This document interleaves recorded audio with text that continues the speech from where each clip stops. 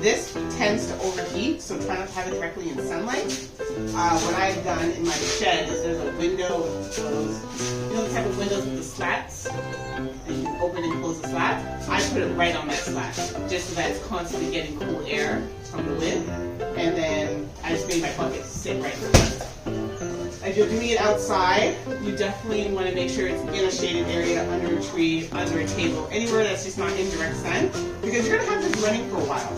Like to make a compost tea, you do want to have it for at least, I think the minimum is like 45 minutes to an hour, but I don't know.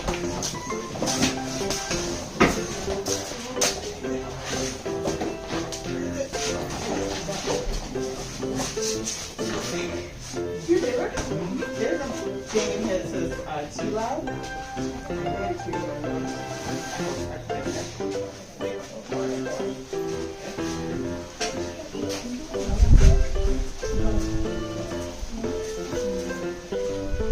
Where do you think you'd be able to buy something like that? Tea loud?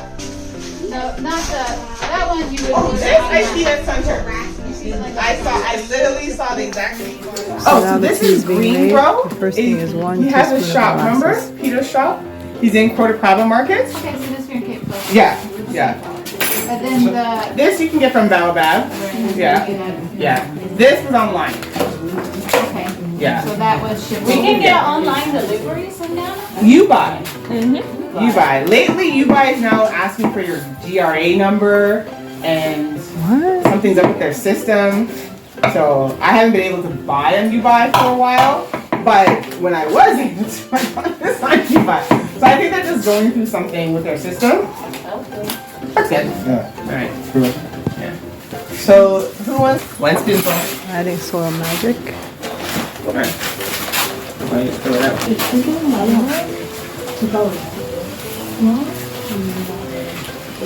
Where do you think you'd be able to buy something like that? See that? No, not that one you would. Oh, this I see. Next up is moringa. Again, 1 teaspoon. So cute. Guess what? Where is it? That is a moringa tree. Oh, please. But he's so cute. It's a mushroom. Wow. It's like a mushroom that's maybe ground or I don't know if all mushrooms, but I would have to use it. If you have it, use it. I just buy a lot of these. Fill it up maybe about 9/10. We'll leave a 10 so that when we submerge the pipe with the compost, we'll go like yeah. So who wants to mix? I'll do that. I think I already belong to one. Here. We'll go like yeah. So who wants to mix? I'll do that. I think I already belong to one. You already did. Now we're Can get worked mixing.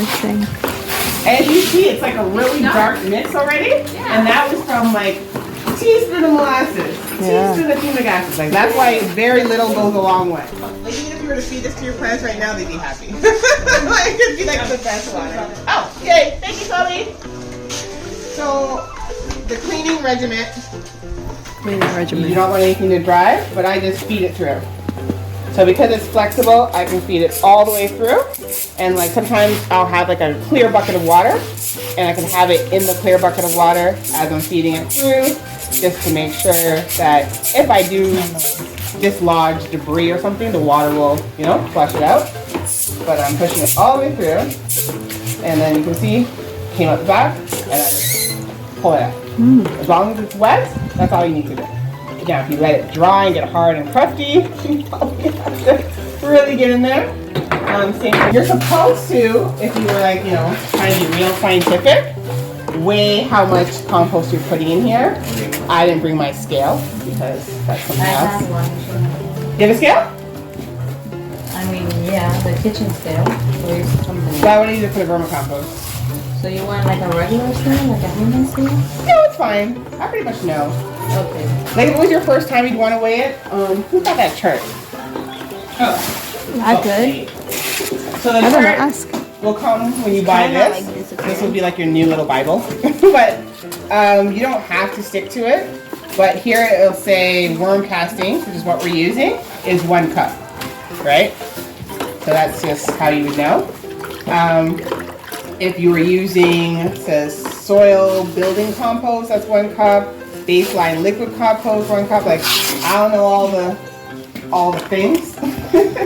But if we were using it as like a mix in our water, they'd have their measurements. But as your base, if you're making compost tea, they say you can use green waste base is best, and you'd want 4 to 6 cups.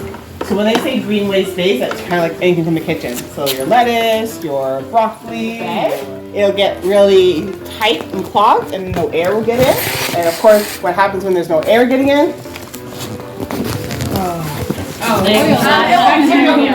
The bad bacteria will grow. Okay, now listen, just check it.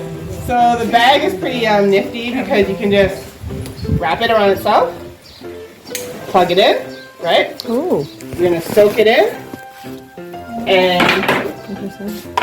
then you would just clip it right on top of here, and we would just let that go. So now there is a difference between tea and extract. So if I was to make an extract, I wouldn't necessarily need this. If I was doing an extract, I would just take my hands,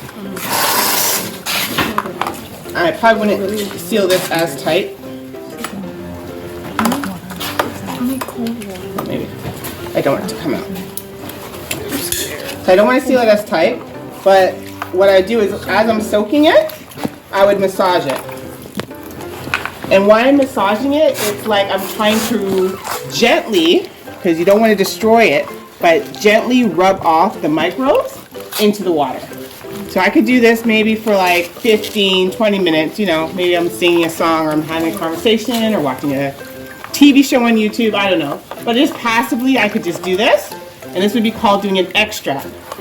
Now, I'm not growing any microbes, so the level of organisms in the water won't be as high as a tea, but it's still very handy because if I was to take these microbes and pour it in the roots of the trees, or if I took these microbes and I couldn't put them on the leaves, but in the roots of the trees, it would make a difference, right? It'd still make a difference. So I'm just here massaging it back and forth in the water for like 10, 15, 20 minutes, you know, until I get bored and tired. And then I would just take it and pour it on the roots of the plants. But this is not going for the roots. We want surface, and when the bad guys come, there's just nowhere for them to live. Yeah? So can we plug this in now? Oh yeah. Yeah. That hum you want to hear? You guys want to feel the air? Yeah, I do. Oh, cool. It's like Right? a pulsing air. It's a pulsing air. So of course, at any time you can use any filter. You don't have to get tea lab. I'm just letting you know it's like scientifically engineered, perfect way for a 5-gallon bucket. As you saw, it fits the base, you know, exquisitely. All the air is coming from the bottom, so it's naturally going to filter up, which means there's not going to be any part of this bucket that's not getting oxygen, and that's what you want. So now I have it. I am going to clip it, yeah, and I let it go in.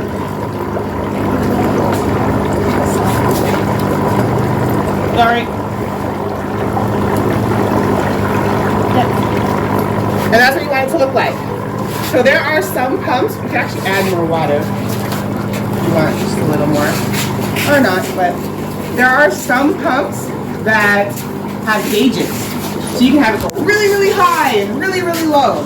And that's cool, but you never want it low where you can't see bubbles, and you never want, that's good. Thank you.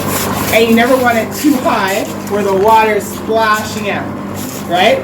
So this is kind of what you want it to look like. It looks like it's rapidly boiling, right? Like you got something on the stove, that's what you want. You don't want it less bubbles than that, and you don't want more bubbles than this. So get to know that rapid boil, okay? So, we'll leave this. For how long? She said 45 minutes to an hour. Yeah, Like, my teacher would tell you 12 to 24 hours. Because we're in Ghana, it's so much hotter, I don't think we need that long. And especially what we're doing is just the first application. We're trying to plant the best start. So we'll do what we're going to do with the plants, and then hopefully this will be ready by then. Yeah? Cool. Yeah. Okay. So you guys need a break.